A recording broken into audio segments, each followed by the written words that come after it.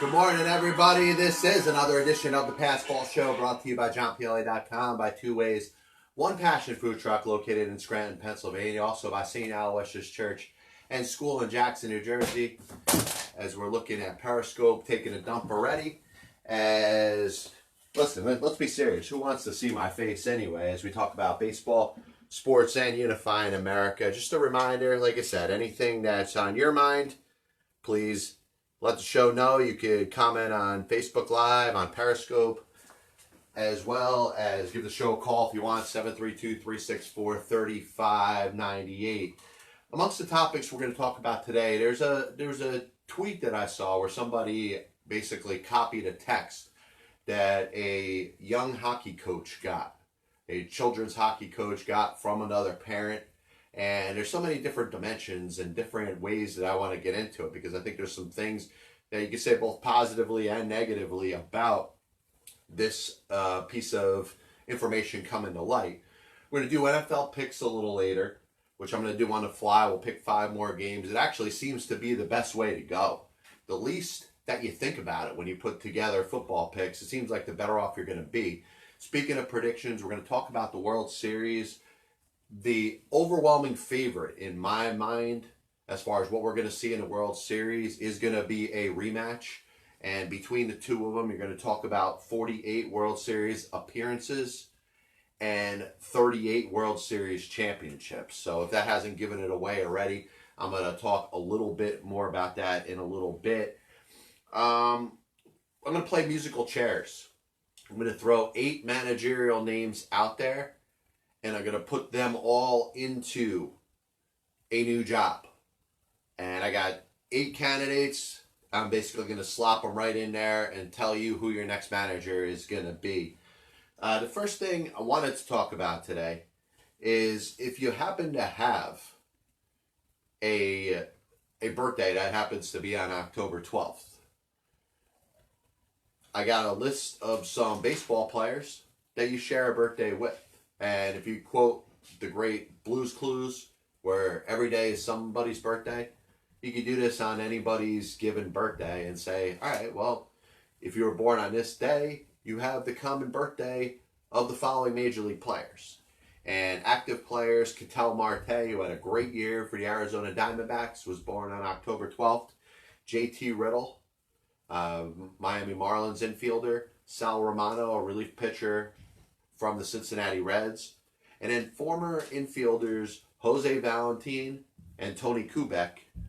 Former Major League pitchers Sid Fernandez and Tanyan Sturtz. Hall of Famers Joe Cronin and Rick Farrell. And former Cubs infielder Glenn Beckert. So they all share the same October 12th birthday. Moving on. And once again, this copyright and broadcast is authorized under internet rights granted by the World Wide Web and is solely for entertainment of our audience. Any publication, reproduction, or other use of the pictures, descriptions, and accounts of this show without the express written consent of the Passball Show, JohnPielli.com, and John Pielli LLC is prohibited. Any commercial use of the program, such as by charging admission for its showing, is similarly prohibited. So I was thinking about it, and you really break down these two the National League Championship Series and the American League Championship Series, and talk about a bunch of different angles. You can talk about the fact that the Dodgers aren't there, and yes, that is a surprise. You have every right to be shocked when you look at that and you see that the Dodgers, who have been to the World Series representing the National League the last 2 years, are not there this year. And then you ask yourself, who is the next best team in the National League? You can talk about the Brewers, you can talk about the Braves, 2 teams that unfortunately don't have any more baseball to play. So when it comes to the Cardinals and the Nationals, the Cardinals, who I thought could win the National League Central Division, and I did have them winning the division, but I knew it was going to be very competitive between them and Milwaukee and Chicago, and it surely was. It came down to the wire.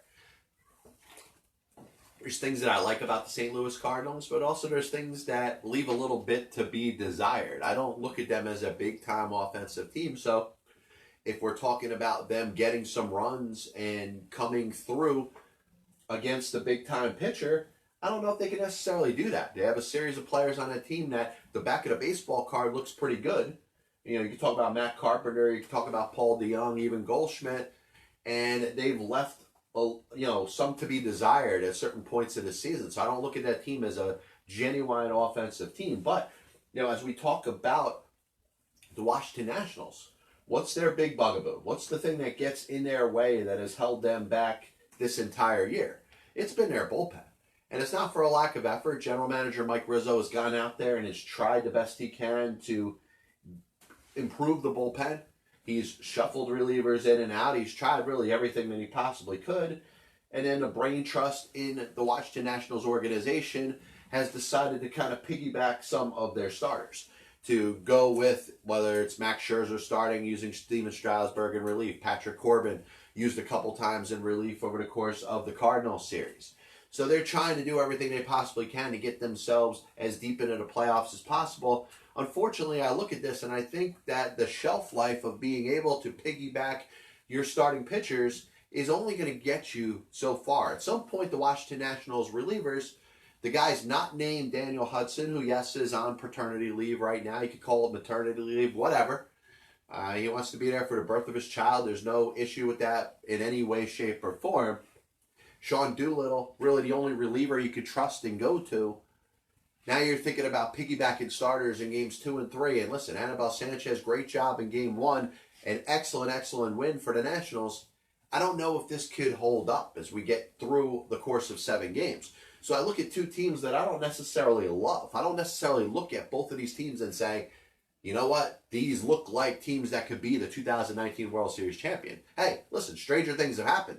Both of these teams have made it this far. If they've made it this far, there's an absolute chance that they could go out there and win the whole thing. But I'm not necessarily in love with either one of these teams. I think they both have major flaws. I think the biggest challenge, if you're talking about breaking down this series, is going to be the Cardinals' offense against the Nationals' bullpen. And the Nationals' bullpen, yes, it could be Scherzer, Strasburg, Corbin pitching, after one of the starters. Or it could actually be the relievers that at some point, Davey Martinez is going to have to run out there. But when I think of, when I feel this series going out, I can see the Cardinals prevailing. I think home field advantage is a big thing, even though the Cardinals lost game 1.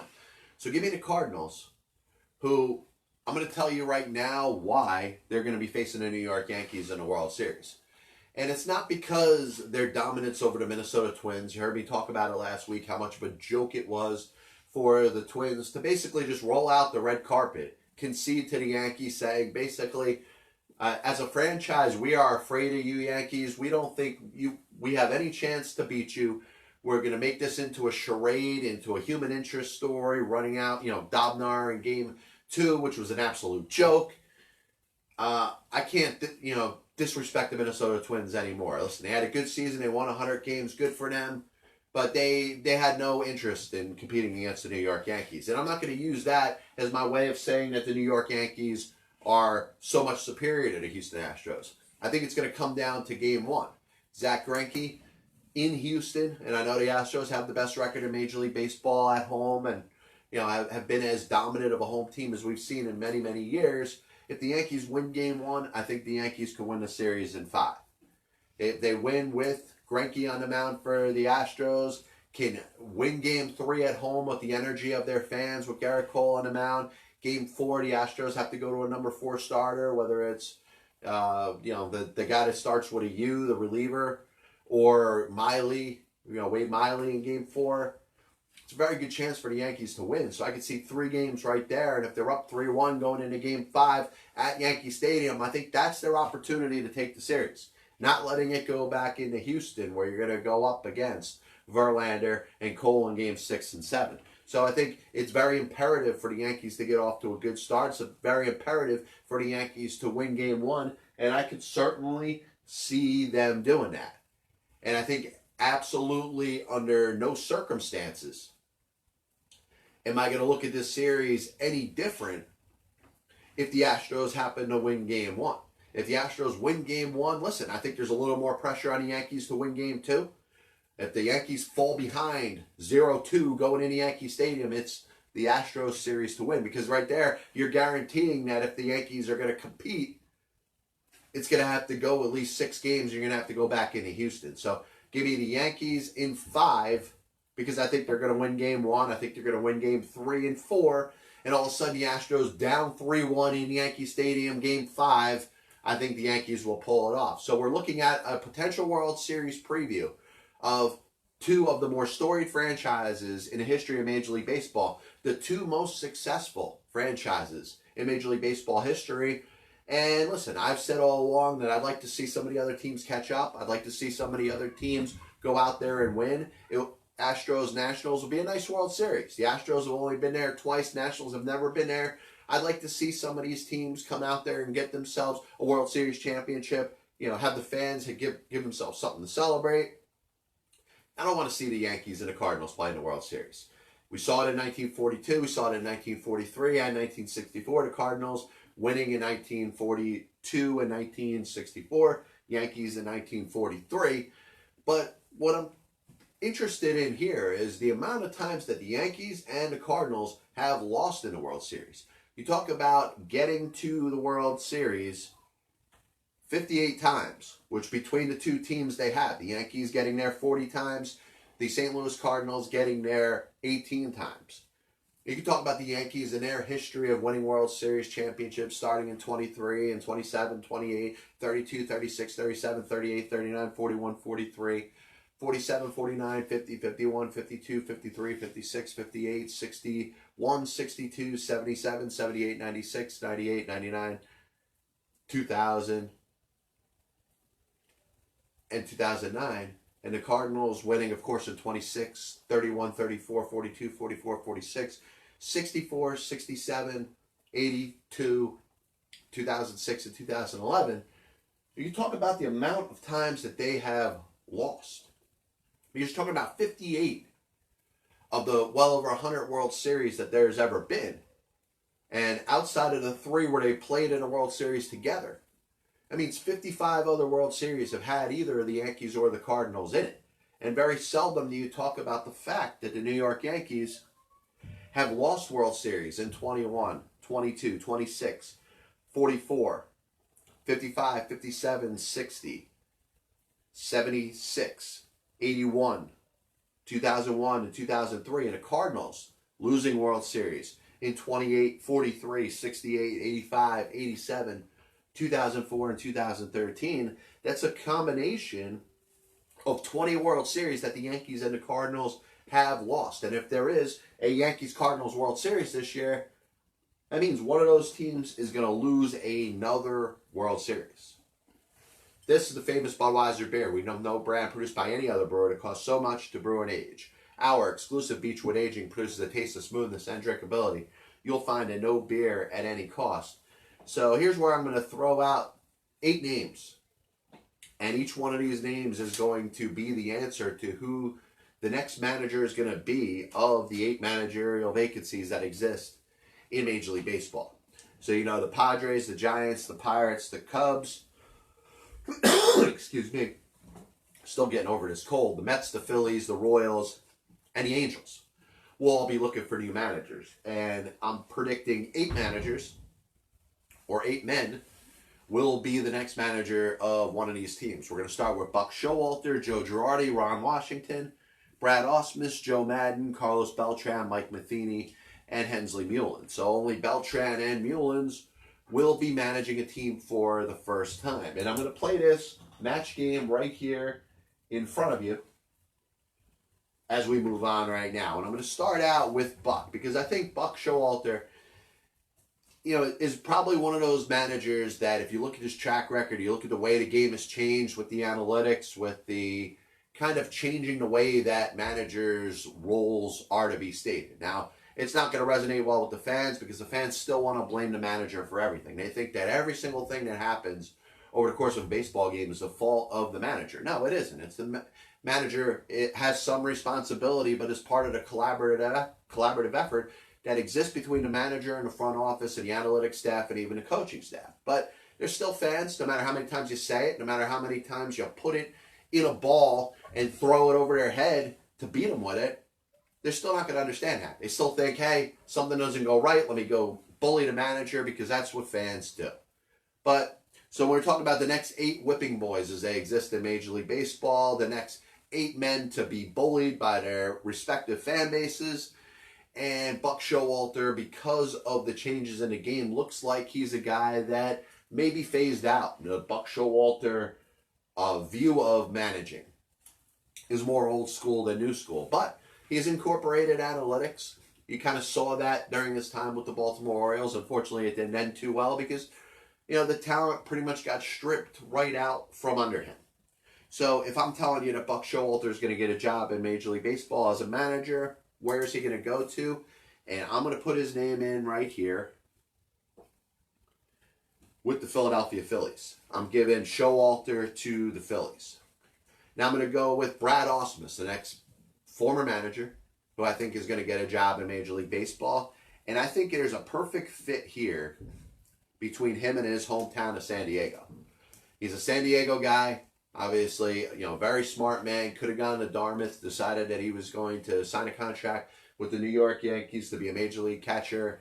Ended up having a really long career, a little bit of a stint in Detroit, took them to the playoffs. Unfortunate situation with the Angels last year, only lasted 1 year. I think he's going to get back on his horse. Give me Ausmus in San Diego. So that leaves me an easy one, Joe Maddon. The more you hear it's a foregone conclusion. They're pretty much concluding token interviews with the Los Angeles Angels. And pretty much the reason that Brad Ausmus was let go as a manager of the Angels is so Joe Maddon can go there and take over in Los Angeles with the Angels. Next one that I think is going to be pretty easy, Mike Matheny, pretty much groomed to take over for Ned Yost. He took a job in the front office as an assistant to general manager Dayton Moore. It was announced, even though the media didn't really grab it, that Ned Yost was probably leaning towards retiring after the 2019 season. He made it official near the end, but it's one piece of the puzzle looking to kind of fit in with another piece of the puzzle. Matheny was brought in there, and unless for some reason he disappointed, unless he did an absolute terrible job, unless there was an awful connection between him and Dayton Moore, and he embarrassed himself there, he's going to get the job. So give me Mike Matheny in Kansas City. So we're halfway through this. There's an interesting one here because we're going to talk about Joe Girardi. A lot of people want Joe Girardi with the Mets. I kind of do. But I don't think the Mets are looking to pay. And I think it's going to be very interesting to see how this works out. 8 hours Joe Girardi spent interviewing with the Chicago Cubs. And unless he, pretty similar to Matheny, embarrassed himself, I'm sure Theo Epstein and his staff were allowed this interview to go on as long as it did because they wanted to make sure that when they made this choice, they made the right one. So I think Joe Girardi is going to end up with the Cubs in Chicago. So what does that leave? That leaves Pittsburgh. And I think Pittsburgh is going to go a little outside the box here. A guy who I've been clamoring for, who I feel should have been a Major League manager a couple of years ago, had a very good run with the Texas Rangers. 5 straight winning seasons, 4 straight 90-win seasons, 2 straight World Series appearances. And I think he should be behind the bench, managing a team. So I'm taking Ron Washington, that card, and I'm putting him right there with the Pittsburgh Pirates. And I don't know how it's going to work out there because I don't think the outlook of the Pittsburgh Pirates is really good. Kind of highlighted with the Austin Meadows, Tyler Glasnow trade. The Garrett Cole trade, a couple of deals that ended up not working so well for them. They're not in a very good spot, but I think Washington's got the ability to get something out of the clubhouse. I think he could change some of those culture issues that exist there, which I don't think were necessarily the fault of Clint Hurdle. But a guy like Kyle Crick, you got to take his ass and get him out of there. Felipe Vasquez, you got to get rid of him. All the cancers that exist in the clubhouse with the Pittsburgh Pirates, you have to really try hard and make sure that these guys are out. Get them out of there. Get the cancers out of there so you can manage a team. Ron Washington in Pittsburgh. I'm going to go Hensley Mullins with the San Francisco Giants. And then I'm going to go with Carlos Beltran with the New York Mets for this reason. Mullins, first of all, was a candidate to be the Yankees manager, and I thought he had a very good chance of getting it. It seems like he impressed the Yankees brass when he was meeting with them. A very good mixture of old school baseball and analytics and some good ideas, and a guy that I really think can fit the bill of the modern day Major League manager. And I think that's what the Giants are looking for. The Giants are looking for a first-time manager. They're not looking to pay a guy a whole lot of money. And obviously, when you're talking about the Mets, the fact that they got to pay Mickey Callaway to not be their manager in 2020, I think that's something that means something to the Wilpons. And I think the Wilpons are going to shy away from paying that $4 or $5 million a year that it would cost to get to sign and hire Joe Girardi or Buck Showalter. That's why I think the Cubs are going to get Girardi because they're going to pay him. That's why I think the Phillies are going to get Buck because they're going to pay him. The Mets are not willing to pay that manager $4 or $5 million plus another million or so for Mickey Callaway to not be their manager. I think Carlos Beltran is a good, inspirational New York story, a guy who spent 7 years of his career with the Mets. His return, I think, can get some good back pages in the New York papers, some good publicity. And I think you could talk about the mending of a relationship, which we may talk about being a little bit toxic at times with the Mets, but maybe mending itself and starting a new chapter in a new generation. So give me Carlos Beltran with the New York Mets. So in a little bit, we're going to talk about the... we're going to talk about a hockey coach that is under a little bit of pressure, basically because somebody decides to make some racist calls out against them. So we'll talk about that in a little bit. But now we're going to start out with our NFL picks for week number 6 of the National Football League. And like I said, the least that I break them down, the least time that I spend talking about them, and the least time that I spend thinking about them, is going to be a better chance that I get. First one that kind of stands out to me, as we're in week 6 of the National Football League, you got Houston traveling to Kansas City. And I know there's some people that are down on the Chiefs, a couple uninspired performances in a row, including a loss to the Indianapolis Colts.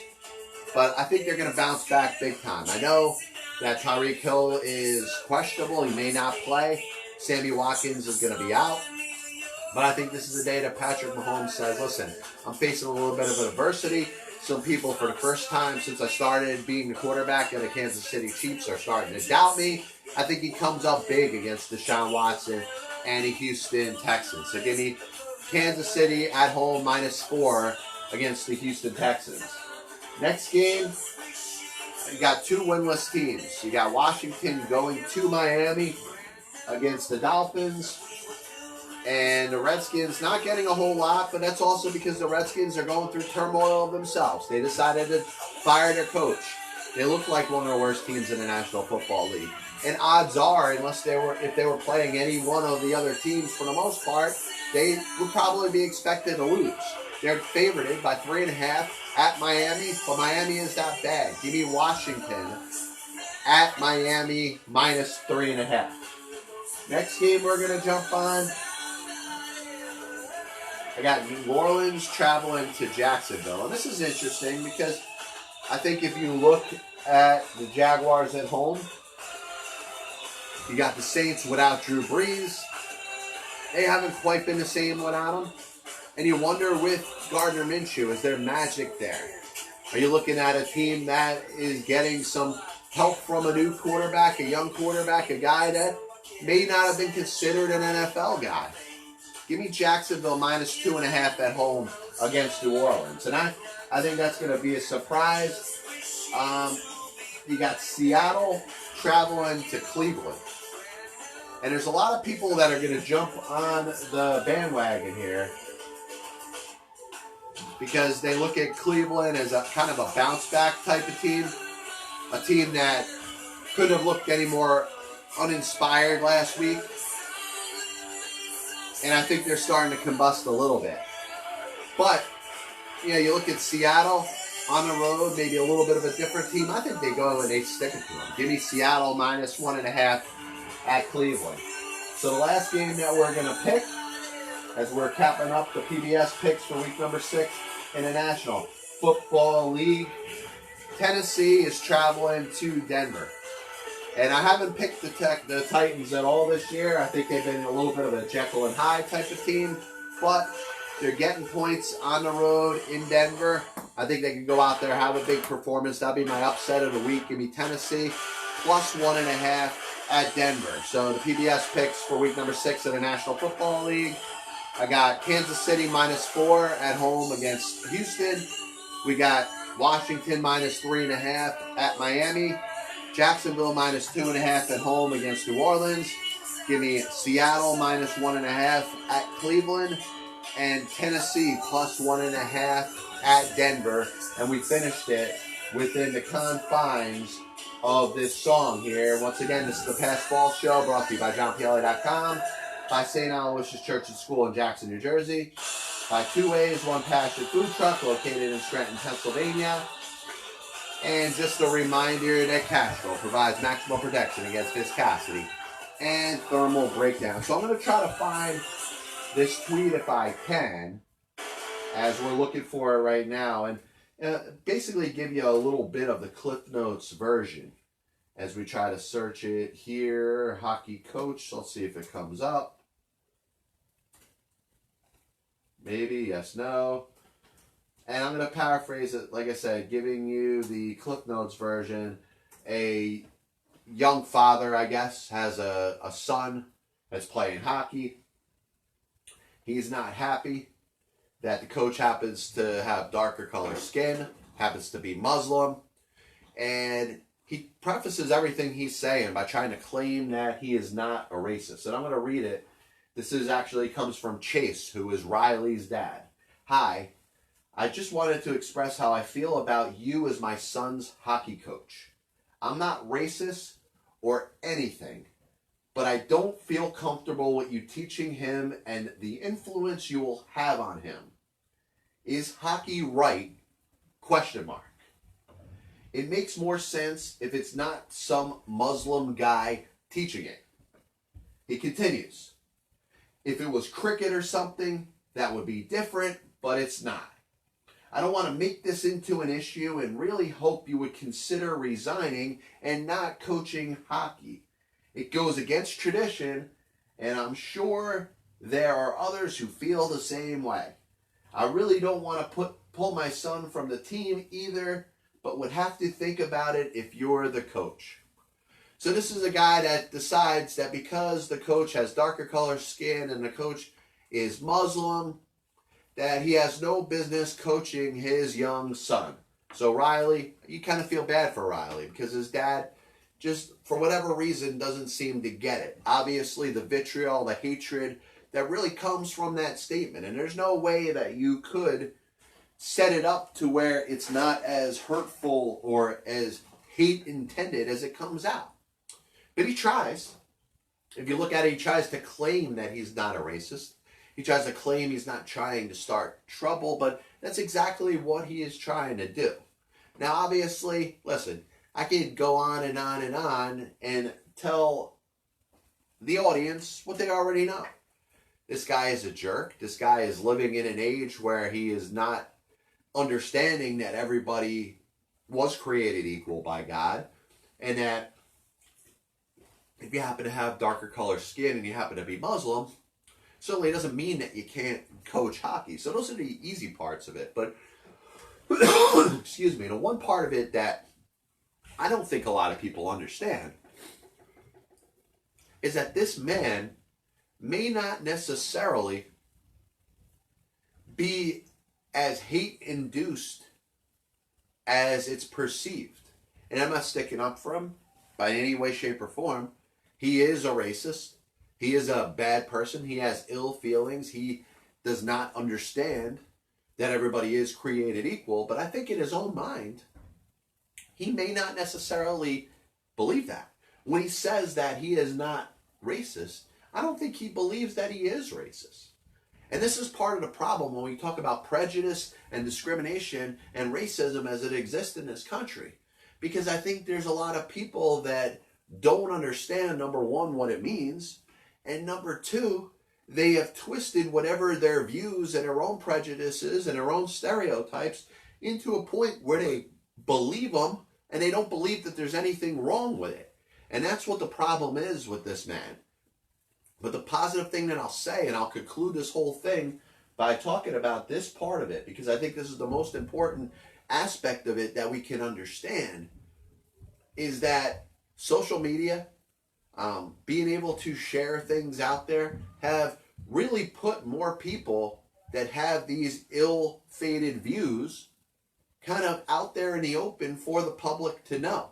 So a lot of people may have some feelings like that, may be more inclined to hold it in and not act like that. And number two, those that do will be exposed, and we're starting to see that there are less and less people that have these hatred, this vitriol, this disgusting thought that not everybody was created equal. So I think the fact that this is getting exposed, hopefully, Chase can have this rude awakening and maybe change his life and change his views and allow his son to be coached by this man and maybe gain a new sort of respect for him. Maybe the embarrassment of this going viral and being out there and kind of thrown in his face. Hopefully the other parents can see what this guy feels and treat him accordingly. I'm not asking for him to be assaulted. I'm not asking for him to be hurt. But, he should get the side eye from the other parents. Who should not get the side eye from the parents is the kid, Riley. You're talking about a little boy, probably just wants to go out there and play hockey. Now, yes, it is over time the influence of his father likely to kind of go with the kid. Kids are more than likely to listen to their parents even when they're teaching them the wrong thing. That's all true. But you can't blame a 12-year-old because his father is a jerk. And I think that's the one thing that you hope with the viralness and the fact that this, tweet, this text, became a tweet and is kind of going into the viral world, that the parents, the son of the guy that's making these comments, doesn't take any undue criticism, doesn't get bullied. Because, you bully a kid because his dad's a jerk makes you no better than the dad that's a racist. If you're going to bully a kid because his dad's a jerk, and I'm saying it again, is no different than the dad being a racist. A little bit of a recap of the show today, and as always, I want to thank everybody for tuning in. This is the Passball Show, brought to you by JohnPielli.com, by 2A's One Passion Food Truck, located in Scranton, Pennsylvania. We started the show today talking about October 12th birthdays, and if your birthday is October 12th, you share it with Hall of Famers Joe Cronin and Rick Therrell, former Cubs infielder Glenn Beckert, Arizona Diamondbacks infielder, outfielder Ketel Marte, former Mets and Brewers and White Sox infielder Jose Valentin, former Yankees shortstop Tony Kubek, former Mets pitcher Sid Fernandez, former Major League reliever Tanyan Sturtz, and current Major League infielder JT Riddle and current Major League pitcher Sal Romano. Yankees Cardinals, mark it. That's going to be the World Series. Fourth time you're going to see Yankees Cardinals, teams that have combined for 58 pennants and 38 World Series championships. Yes, mark it. That's a rematch. That's going to be this year's World Series. NFL picks, they're on JohnPielli.com.